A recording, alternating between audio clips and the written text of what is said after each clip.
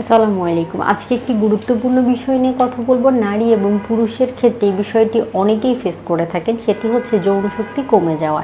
বিভিন্ন কারণে কিন্তু যৌনশক্তি কমে যেতে পারে, কিন্তু আমরা আসলে এই বিষয়টি মাথায় রাখি না। আমরা সবসময় সার্চ করি কী খেলে আমাদের যৌনশক্তি বৃদ্ধি পাবে।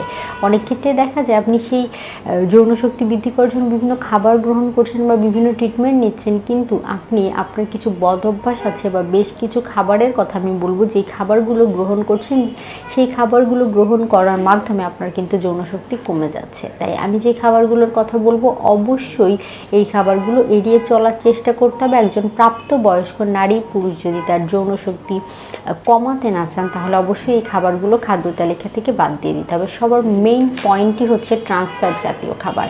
বিভিন্ন গবেষণায় উঠে এসেছে একই তেল বারবার ব্যবহার করে যে সকল খাবার তৈরি করা হয়ে থাকে, বিশেষ করে রাস্তার পাশের যে সকল খাবার আছে, সেই সব খাবারের ট্রান্সফ্যাটের পরিমাণ বেশি। এমনকি বাড়িতেও যদি একই তেল বারবার ব্যবহার করা হয়, সেখানেও কিন্তু ট্রান্সফ্যাটের উপস্থিতি পাওয়া যায়।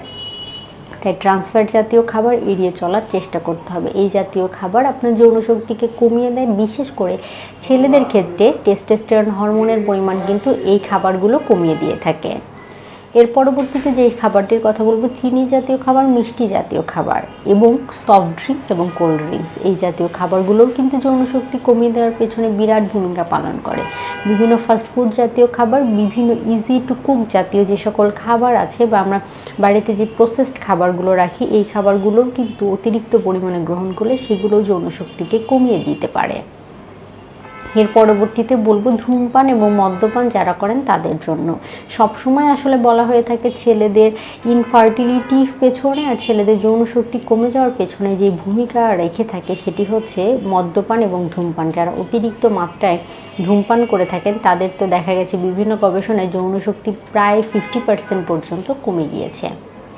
এই কারণগুলোর পাশাপাশি যদি রোগ নিয়ন্ত্রণে না থাকে, অর্থাৎ ডায়াবেটিস, প্রেশার, উচ্চ রক্তচাপ, এগুলো ওষুধ খাচ্ছেন কিন্তু তারপরেও নিয়ন্ত্রণে থাকছে না, এই কারণগুলো কিন্তু হতে পারে আপনার যৌনশক্তি কমে যাওয়ার পেছনে ভূমিকা রেখে থাকে। তাই অবশ্যই চেষ্টা করতে হবে আমি যে বিষয়গুলো বললাম, একজন প্রাপ্তবয়স্ক নারী এবং পুরুষের এই বিষয়গুলো মাথায় রাখার জন্য বা এই বিষয়গুলো মেনে চলার জন্য। কারণ তারা যদি অসুখ নিয়ন্ত্রণে না রাখেন আর আমি যে খাবারগুলোর কথা বললাম সেগুলো গ্রহণ করেন, তাহলে অবশ্যই ধীরে ধীরে সেগুলো তার যৌনশক্তি কমিয়ে দিবে। ধন্যবাদ।